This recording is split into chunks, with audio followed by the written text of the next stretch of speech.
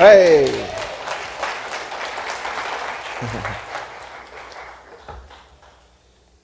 I just want to say thank you, Pastor Adam, for giving me this privilege and honor to speak and share with you with what God's been stirring up within me.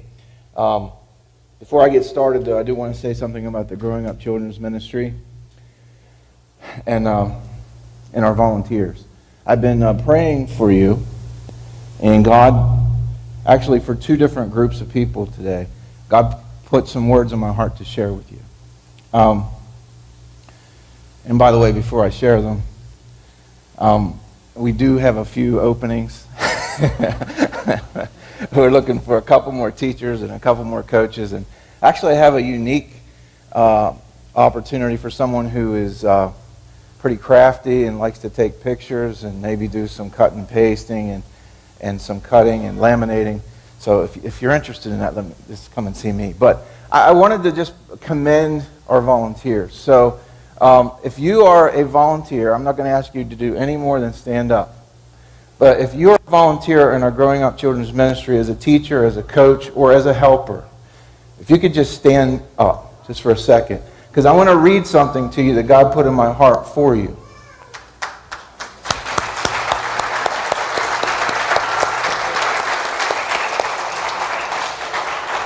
We have such an amazing group of volunteers, and they put their heart and soul into what they're doing, and they don't take this role lightly. And they're investing into our kids. Here's what God has to say. You set the stage and raised the bar. God's pleased with the passion and heart that you put into training up His kids. You're a blessing, and your impact will only gain momentum. You do things with excellence because you seek out His direction with every decision, and then have the courage to carry it out and make it happen.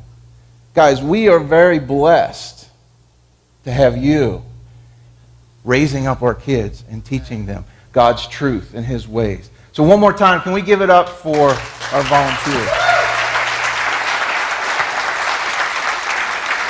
You can have a seat. The other group, and I'm not going to ask you to stand up because it's probably most of you. But the other group that God really put in my heart is our parents. There's something special about the group of parents that we have here. And I want you to hear what I'm about to say. Here's what God put in my heart to share with you. You're a group that will reset the standard for what parenting looks like. You will prove once and for all that kids really did come with a how-to book. I've given you direct access to my heart. Not only have I given you my written word, but I make myself available to you and desire for you to seek me out anytime, anywhere. I want you to get to know me so that you understand my heart. In doing so, you will be able to train up those little treasures the way I take care of you. That's pretty awesome. Let's give it up for our parents.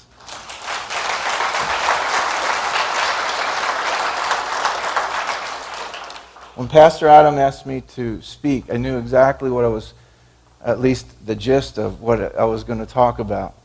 And before I get started on finding the heart of the Father, balancing the extremes, I just want to share a verse with you. Because what God does for me is, one of His truths, He boils it down so that I can understand it. One of the truths that He boiled down for me as, and you know, as we go through life and we get to these spots that's confusing and just doesn't make sense, what He's shown me over and over again, number one, He's not the author of confusion. And number two, that man complicates things and God simplifies them. It's really not that hard. But then when I grabbed a hold of this verse, I was like, whoa, that's amazing. Ecclesiastes 7:29. It's not going to be on the screen, but this is what it says. This is all that I have learned. God has made us plain and simple, but we've made ourselves very complicated.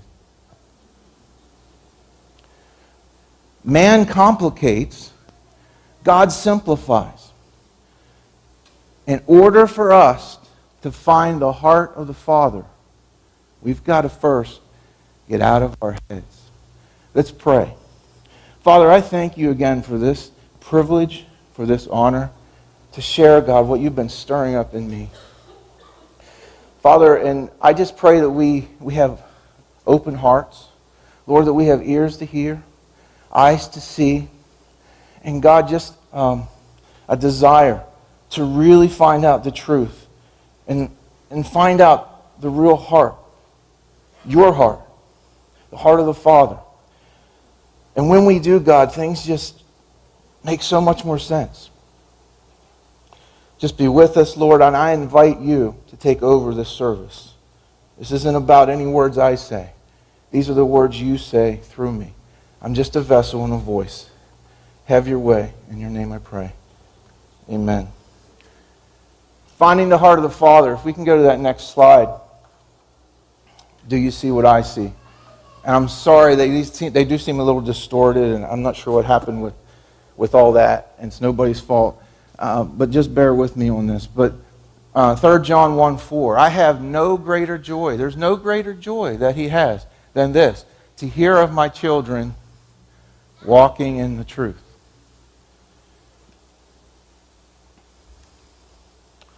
Kids are watching, even when you don't realize they're watching. And what we do matters a whole lot more than what we say. God told us to train them up. But it's impossible for us to train them up in His ways when we don't really know His ways. He set a standard for us. And He believes that we can reach that standard. What I know about working with kids is this. Whatever expectation you set is what they're going to live up to. If you have low expectations, guess what?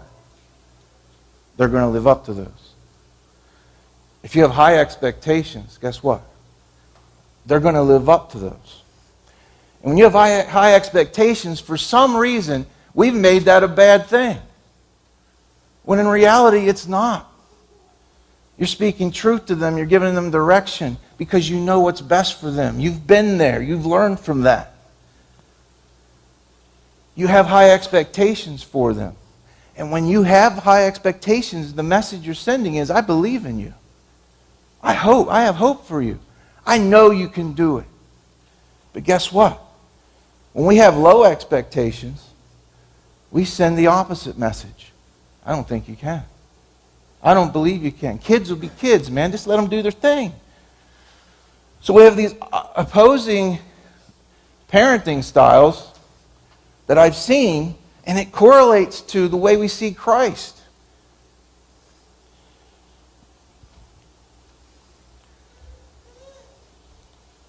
I don't want to get ahead of myself here. But see, God really does have standards for us. And His ways are higher than man's ways. But what we do is we fall into these extreme ways of thinking. Why? Because we rely on our own understanding. We rely on our feelings. And we rely on our own thinking. But the thing is, it's not about feelings. It's not about living based on our own understanding, because we don't understand. It's about living according to the standards that He set and the standards that He exemplified. Bear with me here. The thing is, Jesus is the standard. He said He's the way, the truth, and the life. No one comes to the Father but by me. The standard doesn't change. He has high expectations for us. That doesn't budge. He meets us where we are. But we need to be growing towards that standard that He set. He believes in us. When we're not living according to that standard He set, we're living out a lie. We're believing something that's not true. In case you don't know, I work with emotional support students that really are broken. They're believing lies. They just need somebody that they can believe in, someone that can tell them the truth, someone that gives them a clearer perspective. That's important for later, so that's why I threw that in. But when we live out these lies, when we aren't living and striving to be like Christ, we're missing out on the fullness of who He is. So what we'll do is we'll take a piece of the gospel, and we'll take the piece that we're familiar with, that we understand, or at least we think we understand, the piece that we can relate to, the piece that we choose to believe, the piece that makes us comfortable, and then we embrace that piece. And when we do, we create our own little gospel. And then we get into opinion wars about that little piece of the gospel that we think we understand. And in the process of that, we're missing out on the fullness of who Christ really is. I did ask for a volunteer earlier, so sorry about this, but Pastor Adam did volunteer. So I want to have Pastor Adam come up. And Pastor Adam, I'm going to ask you if you could be my balance master. Now here, wait, before you get on there. I'm going to set you up for success. Okay, so I want you to get on there, and basically what you're going to do is you're going to balance. And if you need help from me at any point, all you need to do is ask.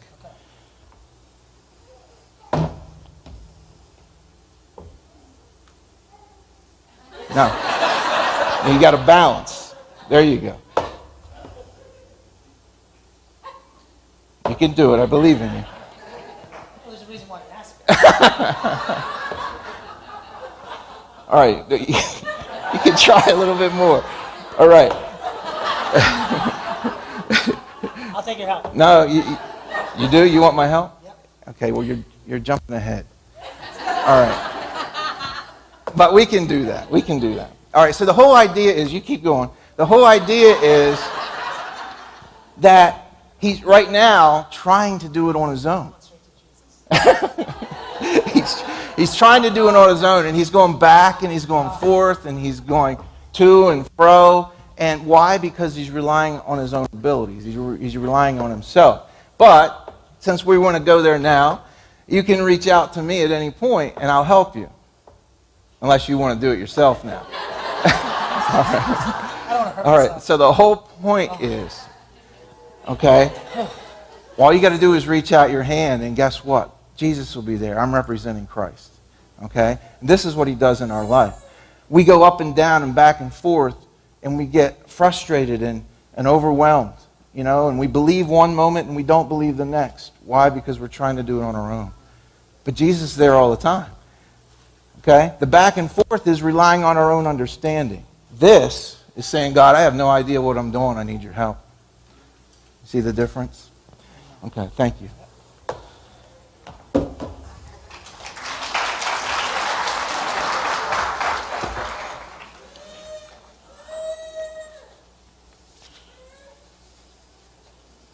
When it comes to the standards thing, again, this was pretty cool when this happened, when God kind of put a question in my heart. And He said, if you guys don't need, if there's no standard, then from where did you fall? If there is no expectation, where did you fall from? And if there's no standard, what point does grace have? And really, if there's no standard, why do you need Jesus? Do you understand what I mean? There's a standard that He set. We fell from that, right? We need Him. We can't get there on our own. It's not about trying, like Pastor Adam said, to be good. That's not what I'm saying. But if we reach out our hand and accept Him and listen to what He says, not what we think or feel, He'll hold on to our hand, and He'll take us where we need to go. This is all setting us up for, I'm telling you, there's some pretty cool stuff that God taught me in the classroom. And that's what I'm anxious here to get to. Can we go to the hint from Heidel slide? You can't see that real well, but at the top of that it says hint from Heidel. And the reason it says that, and the reason I'm even putting that up, is these are scriptures.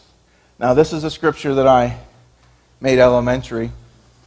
It didn't change the meaning of it, but I made it so that the kids and really the parents and the teachers that come in my room, they see something there. This particular one's right inside my door. It's 1 Corinthians chapter 13, and it's right inside my door.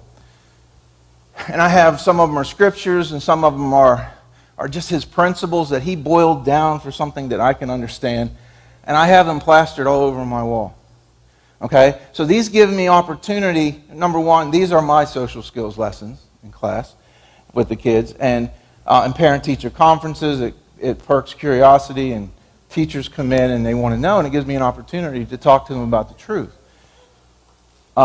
This particular one that says this: if you really care about someone, you will be patient with them.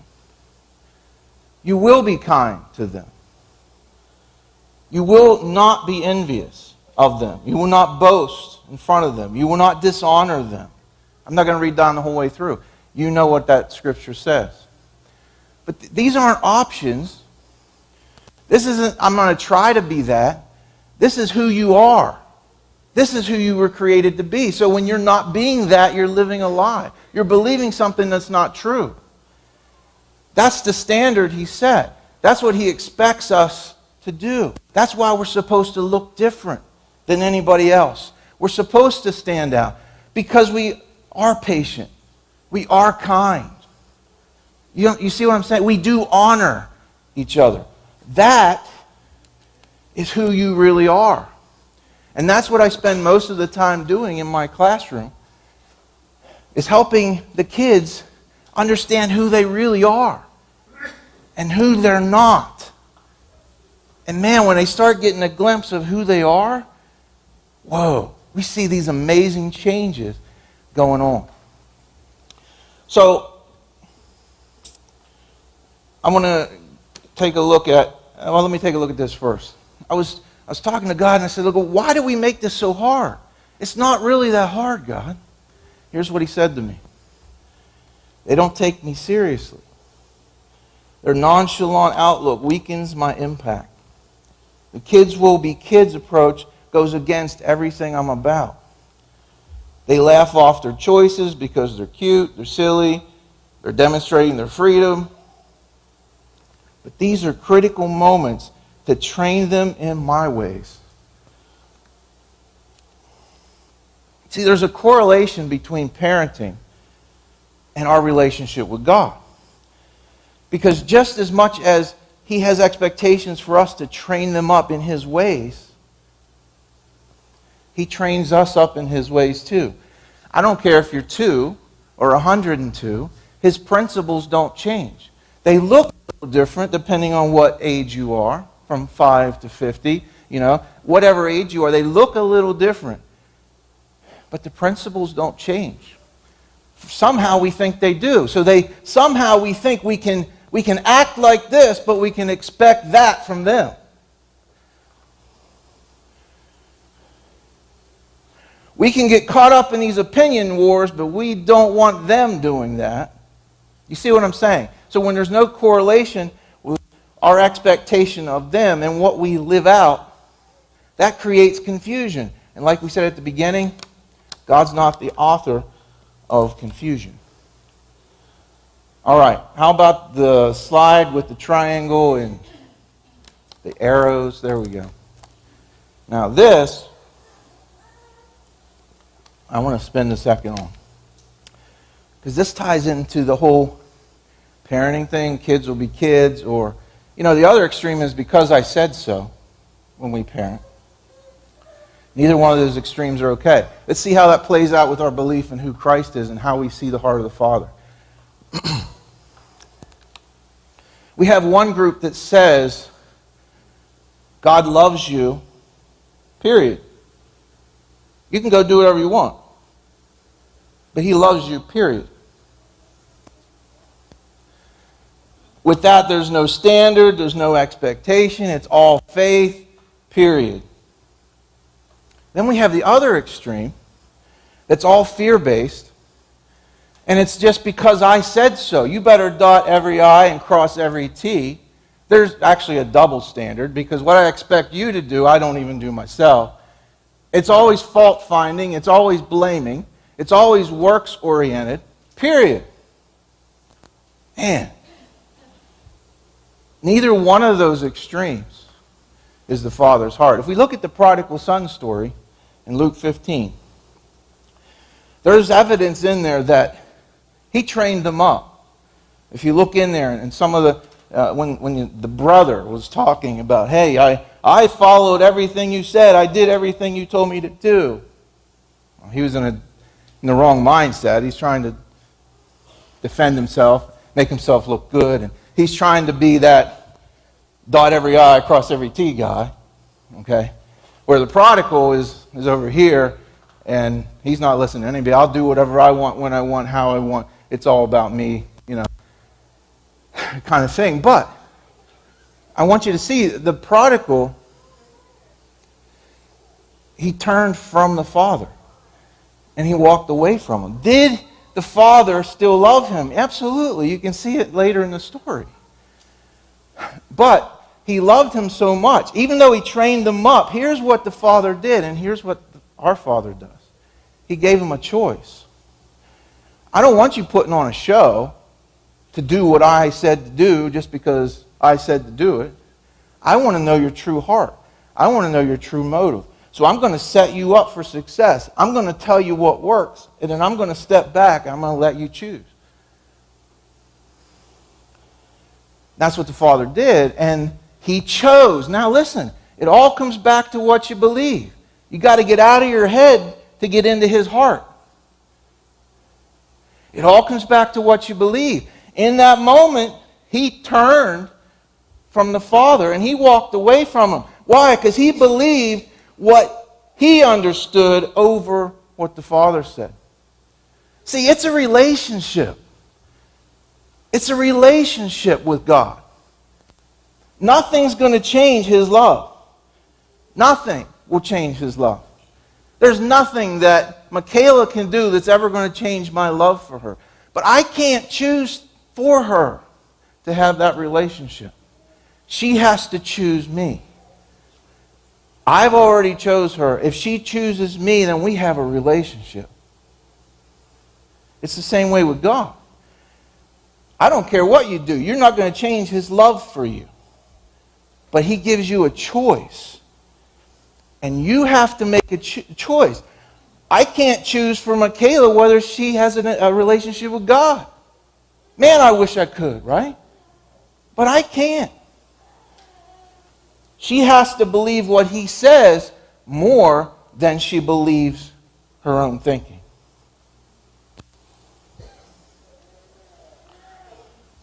This is where we get into these opinion wars. This is why we have division in churches.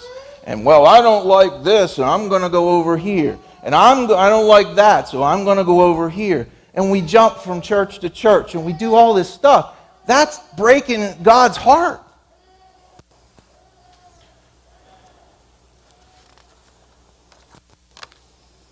Let's look at Ephesians. Chapter 4. Verse 11 through 15. And He gave some as apostles, and some as prophets, and some as evangelists, and some as pastors and teachers, for the equipping. That means there's something that we have to learn, right? There's something we have to grow in. For the equipping of the saints, for the work of the service, to the building up of the body of Christ, until we all attain the unity of the faith and of the knowledge of the Son of God, to a mature man, to the measure of of the stature which belongs to the fullness of Christ. Not to that little piece that we understand and we created our own gospel with, but to the fullness. Do you realize there's things you don't know about God? There's things I don't know about God. Like I'm constantly growing and learning. So I want to know the fullness of Christ. Not that little piece I'm comfortable with. And then we get into this fault finding and blaming and opinion war stuff, and we're missing the heart of God. If we go on down, let's look at it. As a result, we are no longer to be children, tossed here and there by waves and carried about by every wind of doctrine, by the trickery of men, by the craftiness and deceitful scheming, but speaking what? The truth in love. We are to grow up in all aspects into Him, who is the head, even Christ. We're called to be growing up. We're called to be maturing in Christ. And man, if you can get the kids to understand that here, what the true heart of the Father is, holy cow, that's amazing. That's what makes me so pumped about our Growing Up Children's Ministry and all the volunteers. Because we're getting them to understand the heart of the Father when they're here. Not getting all confused and then getting older and now not knowing who He really is. So then we say, oh, He just loves me. I can go do what I want. Really? Or you better serve Jesus, or dot every I and cross every T. It's all about what you do. No, it isn't. It's about I love you no matter what. But I have expectations for you. And here's why I have expectations for you. Because I know what's best for you. So when I give you a direction and you actually do it, you did it because you trusted me. And I gave you that expectation because I know what's best for you. So when you actually carried it out, it made me trust you. Guess what, guys? That's the formula for a relationship. Trust. If you don't have trust in your relationship, good luck. You don't know the heart of the Father. Okay? It's about trust. If there's brokenness somewhere, this is it. We got to really understand the heart of the Father. All right, let's go on to that next slide. And this is the one that got really wacky, but nice job on fixing that up, Mark. This is something I talk to teachers at school about because they want to know what's going on. How do you do this? What's different in your room? Parents, okay? This is a gauge for me to keep making sure I'm following God's heart on this. But the deal is you gotta set them up for success. And that looks like something. So you take a moment, you take something that you want them to do, and you set them up and you say, clearly, this is exactly what I'm looking for. Well, now there's a chance for them to do it because they know what you expect. And then at the very hint of moving in the direction that you said, you're high-fiving and you're saying, way to go. That's exactly what I'm talking about. Then on the other side of that moment, you go back and you say, hey, remember when I asked you to do this? And you did it? Awesome! Way to go! That's what I'm talking about. That makes me trust you, man. And apparently you trust me. Yes. Jesus does the same thing for us. We just sometimes don't take the time to stop and think about what He says or to hear what He says. But He gives us each step. The thing is, do we neglect doing it because it's not important enough? It doesn't matter if I do it or not because He's going to love me anyway. Or do we don't do it because of fear? I'm not going to dot every I, I'm not going to cross every T, so I can't do it. See what I mean? This all ties together. But when we really trust Him, we understand that He loves me no matter what. He just wants me to trust Him. He wants me to try. He's willing. He's patient. He's kind. He's willing to let me grow. He's not looking for perfection. He just wants me to trust Him. He just wants me to try. That's a snapshot of success. And I guarantee you, the hardest part of doing what He says is taking that first step. Once you take that step, the hardest part, I'm going to tell you what, a year ago I'd have told you I would never do this again. Okay? Pastor Adam has a father's heart, though. Guys, you realize what you have in our pastor.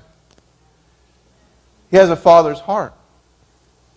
Yes, he has a standard. He challenges you. He says you can do this, but he's very patient at the same time and allows you to heal. He allows you to take small steps. But God wants us to take steps.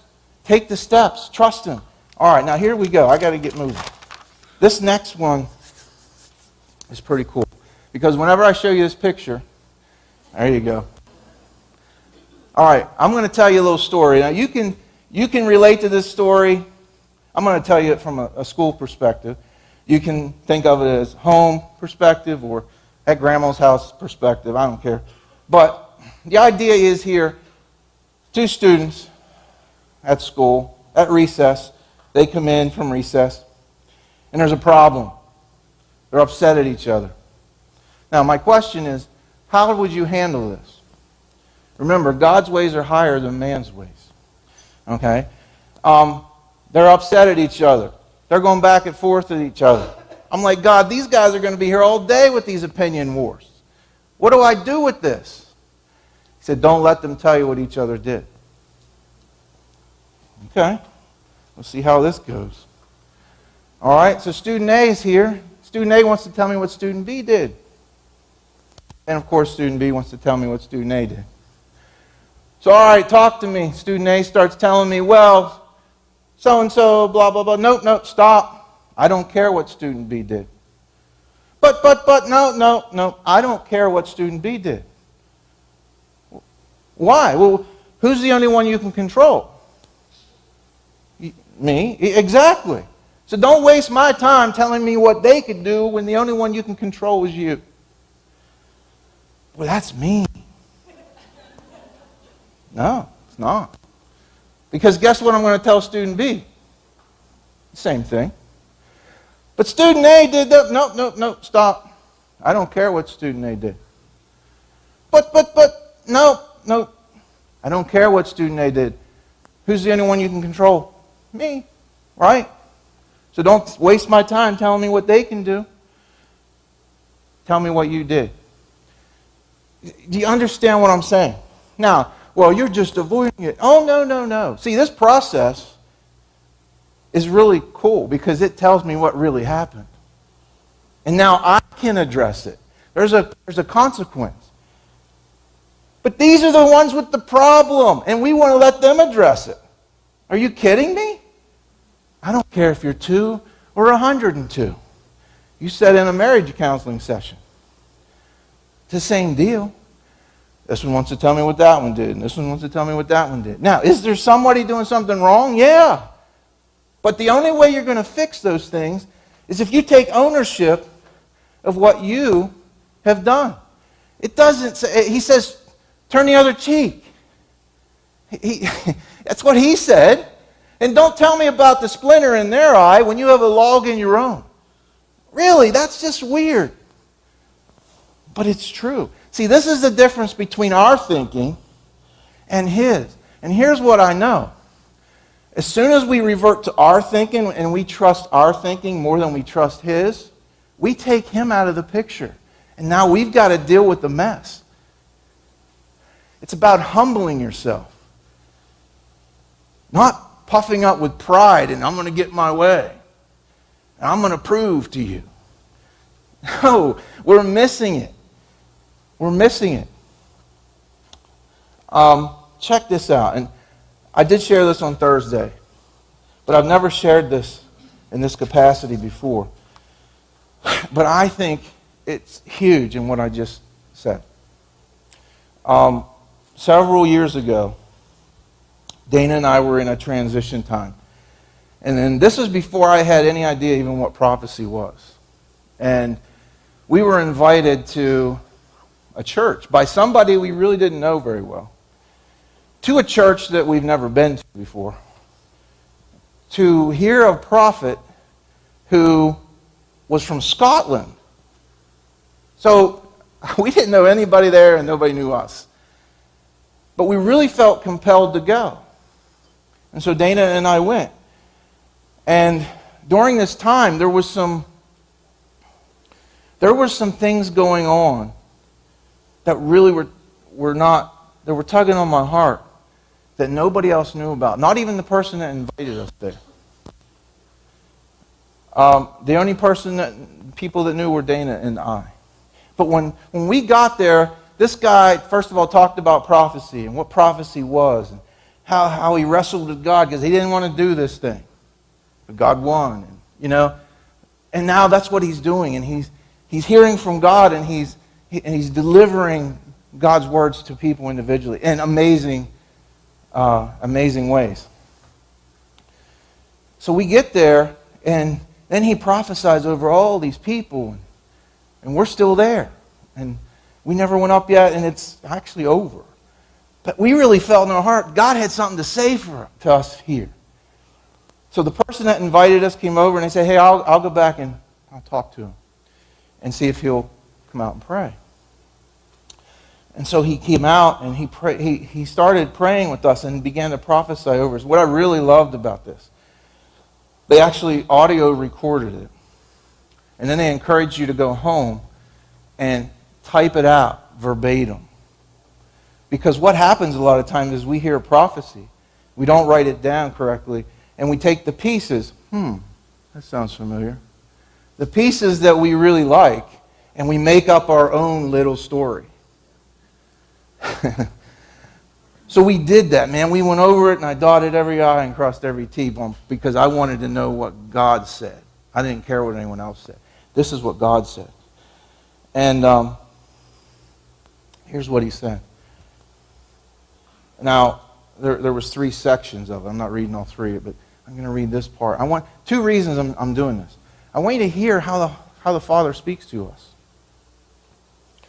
And then there's one little part here that relates to that story.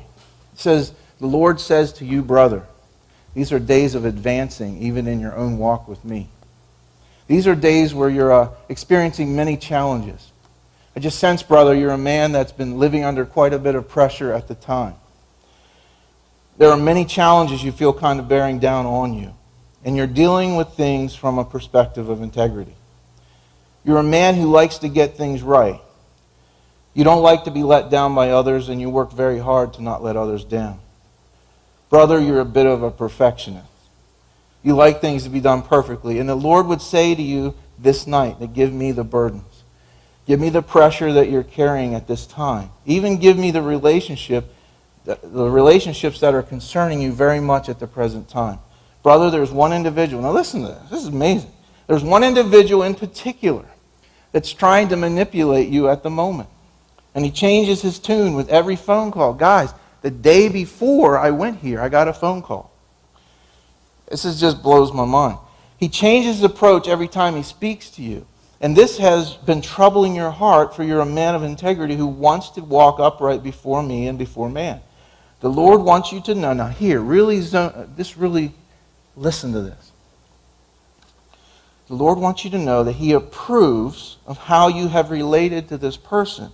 And the Lord says, because you have walked this out properly before Him, that He's going to deal with this matter without you having to say anything and without you having to do anything. For my hand is upon you for freedom this night, says the Lord. My hand is upon you to bring a new grace upon your life and to know that I am the Lord who goes before you and goes behind you. I am El Shaddai, the all-sufficient one whose hand is upon your life. I am for you, says the Lord, so who can be against you? Holy cow! How important is it to do things His way than to revert to our own understanding? My own understanding did not want to do what God told me I should do. Just let me tell you.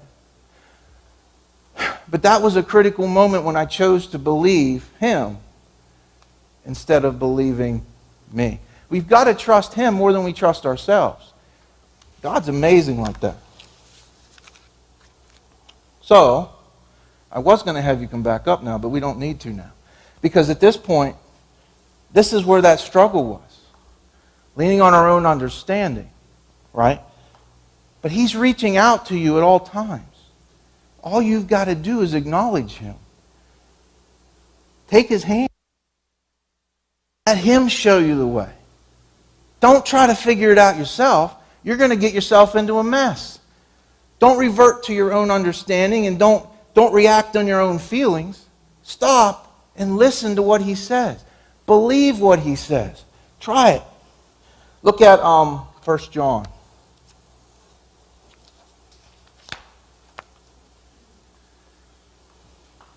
It says this, my little children, 1 John 2, 1 through 5. I'm writing these things to you so that you may not sin. So there is a choice involved here, right? And if anyone sins, we have an advocate with the Father, Jesus Christ the righteous, and He Himself is the propitiation, that's a funny word to say, for our sins, and not for ours only, but also for those of the whole world. Okay, yeah, He is there. He's going to be there for you. He's the one He's our Savior, right? But this, we know that we have come to know Him. See, this is what I want you to get. His whole deal is, He wants you to get to know Him if we keep His commandments. This is how we know if you know Him or not. If you do what He says. If you live your life at a standard that He set. Oh, but that was Jesus. I can't do that. That's a lie. He said we can do greater things than He did. That's who you are. When we're not doing that, we're believing the lie and we're living out a lie.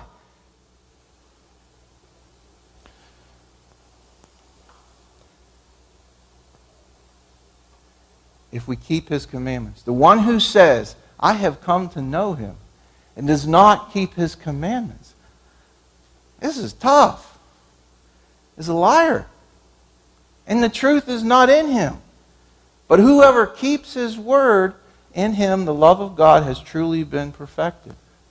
By this we know that we are in Him. The one who says he abides in Him. What happened to that? Ought himself to walk in the same manner as He walked. We should be different. We need to stand out and look like Jesus, and yes, you can do it. This is no way a condemning message, guys. This is exciting. I'm going to show you why it's exciting here in a second. I'm going to tell you a story. I'm going to give you a process. But it's not a process to get to God. It's a process for us, because sometimes it's a process for us to believe and sort out what we believe and to know. Just like I said, you have the heart of the Father. The standards here, He meets us where we are, and He's patient with us. This is the process I'm talking about. It's not that I got to take steps. We can take one big step if we want. But because we are broken, it takes a while for us to believe. You understand what I'm saying? That's what I'm talking about. So let's take a look at this. I have a little background. I taught for 10 years in 5th and 6th grade. Actually came down here and taught in a district for 1 year at that same level. Came back here. I actually worked here at this church for 2 years. And then felt compelled to go back into the public scene again. I got hired in 8 days. There's a reason for me telling you that. It was a whole God thing. But when I got hired in a position that I wasn't qualified in. But see, I worked in the district a year before, and they believed in me. So they hired me based on their belief in me and what they've seen. And so I got hired on an emergency certificate, and I had to go back to school while I was teaching. I say all that to say this. When I walked into this classroom, I was not relying on my own understanding. I had no idea what I was doing. Sometimes I think that's the best place to start. And I certainly wasn't relying on that textbook, right? I was relying on God. So there were a lot of moments where I was like, God, I have no idea what to do. And He would speak to me. So I had this one student the very first year, and they said, there's a runner in your room. Well, I didn't know what that meant. A runner? So the first 2 weeks of school, I didn't see anything that looked like a runner. And then it happened. In this one moment, I was working with another student, and up, out the door, down the hall, down the steps, down the hall, across the parking lot, out through the field he goes. So I had another adult in my room, and I went after him, but I was walking, but then the principal heard about it, and here comes the principal. He's like chasing him through the field. I said, stop. Don't chase the guy. So he did stop, the principal. And then when he stopped, the student ended up stopping, and he was out there with his head down. And I was walking towards him, and I was just letting him know, it's okay. You're all right. It's all right, man. And I would get closer to him, and I just got out close to him, and I reached out my hand.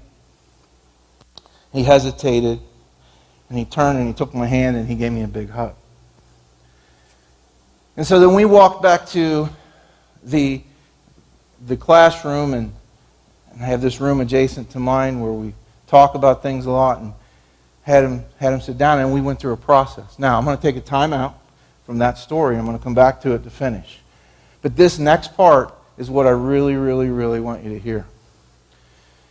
Because I want you to know what this process looked like. This happened the 10th year I was into this building. This is my 12th year. I finished 12 years in this classroom. Which, by the way, I just found out, the principal told me, he said, you realize that the longest people stay in a room like you're in is a maximum of 3 years. I finished 12 years. It has nothing to do with me, but it's about what God's doing in there. You understand what I'm saying? But I said, God, at 10 years into it, I said, God, what are we doing? Like, what are we even doing here? How does this happen? Because hundreds of kids come through here. Their lives are different. It's changed, but it all looks different to me. They're all individuals. It's not always the same issue. But what's going on? How can I tell somebody even what we're doing? And 10 years in, he said, I want you to stop and I want you to look back over these last 10 years.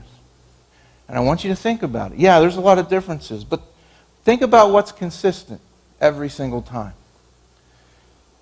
And so I did. And the first thing was, if we can look at that next slide.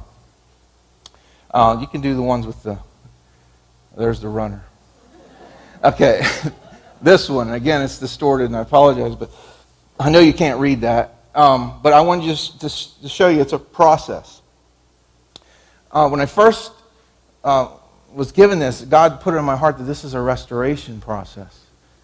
And then later he says, wait, this is how you train them up too. But the first part of the process, and you can go on because I kind of made each section big. The next part was this. The one thing that's consistent is at some point, when they're sitting in front of me, I'll say, you know why you're here, right? Of course, what do they want? What are they expected to hear? All these things that they did wrong.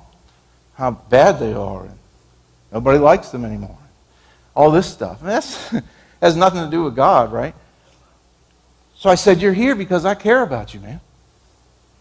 I actually got mocked in a meeting at school. Oh, there's that guy that does miracles. Ha ha ha. I'm being serious. And they even mocked that whole thing, I care about you, in one of their behavior management things. Because I say I care about them. Some people say they care about them. You don't really care about them. Really? Then what are you even doing here? You know what I mean? So God's truth doesn't come without persecution. I want you to know. But it still doesn't change the standard. You understand? You still do what He says, regardless if it makes sense to you or anybody else. I care about you, man. And you're more important to me than anything else I could be doing. Who's that sound like? God meets you in a heartbeat. Right now. The next thing came with a specific moment. I'll never forget it. I had this one student who, he was at multiple schools. He was throwing desks and chairs, spitting on people, hitting them, and it was pretty extreme. And I get a phone call. He's coming to your class tomorrow because we don't know what else to do with him. Congratulations. All right. Nice. He shows up, and I could tell the moment he walked in my room that he was not going to listen to anything I had to say. He just had an emptiness about him. He was very angry. His whole demeanor was on guard. So he came in, and I said, Malcolm, why don't you come back here to this room, this adjacent room. I said, have a seat, and I said, think about how you're feeling and maybe why you're feeling that way. And then I walked out into my classroom, and I was like, God, I have no idea what to say to this guy. He's not going to listen to me for anything. And he whispered in my spirit real quick, and this is the first time I ever even heard this. He whispered in my spirit, I want you to tell him two things. I want you to tell him that I'm not mad, you're not mad at him, and you don't think he's a bad guy. Okay, I don't quite understand that, but I'll do it because you told me to. I go back and sit down in front of him, and eye contact's important, right? So, Malcolm, give me your eyes, man. Well, he wasn't giving anybody any eyes, right? He was just sitting there. I said, there's two things I want you to know. First thing is, man, I'm not mad at you. So I get one eye, like, what do you mean you're not mad at me? Everybody's mad at me. Kind of deal. And I said, I know you came in with this big list. I said, I could care less about that list because that's not who you are. This is who you are.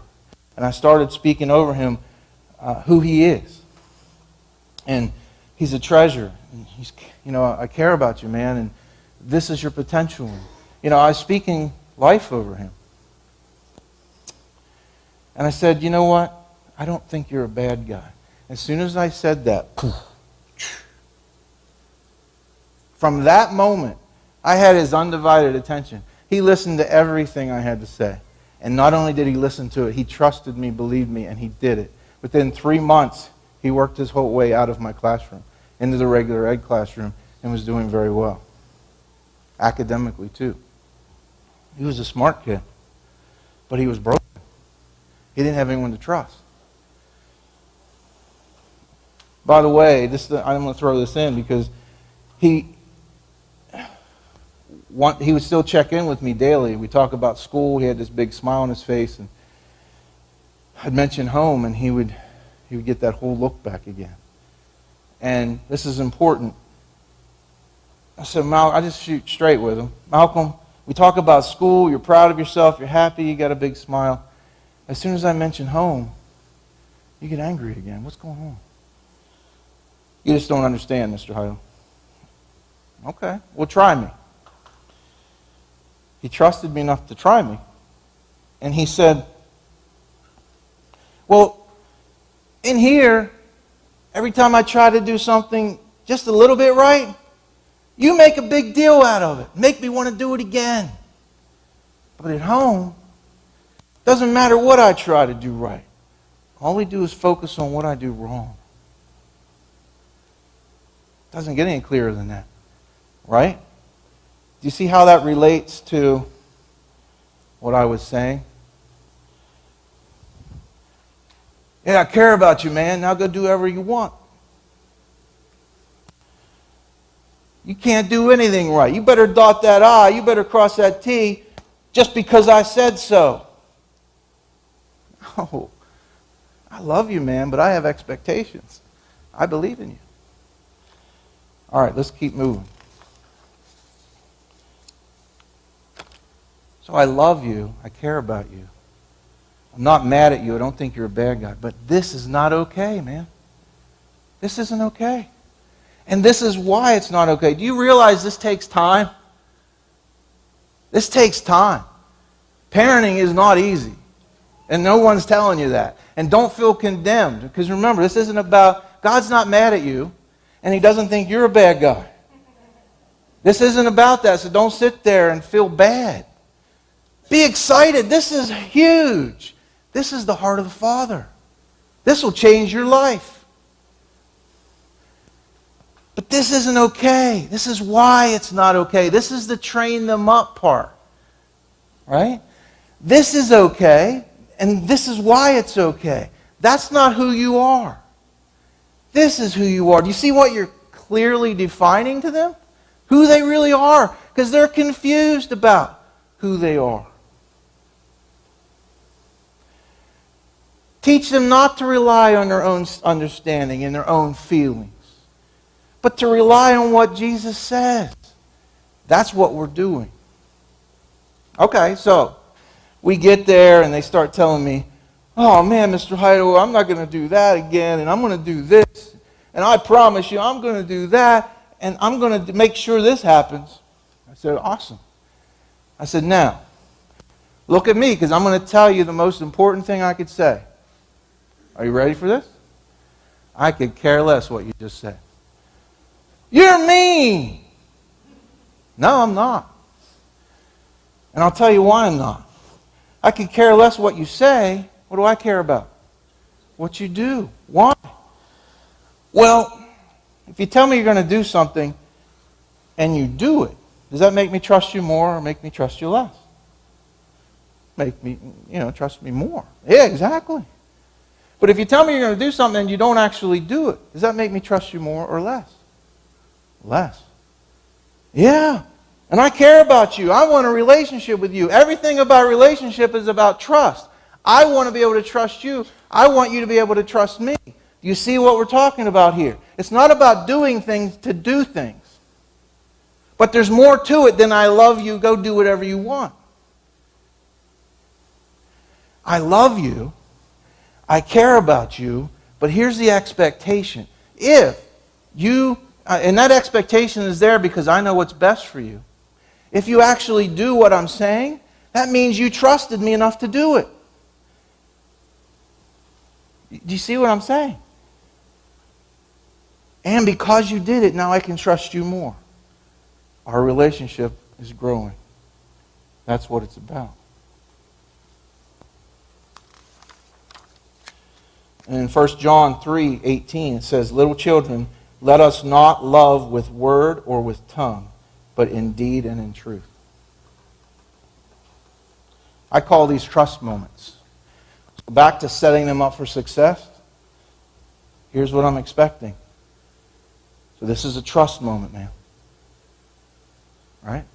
Is what you do going to make me trust you more? Or is it going to make me trust you less? I don't know. The choice is yours. What are you going to do? Wow. So let me finish up with the runner again. 2 to 3 weeks go by. I didn't see anything again about running. And then it happened. Out the door, down the hall, down the steps, down the hall, across the parking lot, and stopped. I met him there. We walked back. We processed it again. 2 to 3 more weeks go by. I didn't see anything, any running. And then it happened. Out the door, down the hall, down the steps, down the hall, and stopped. I met him there. See the process I'm talking about? It's not really a process.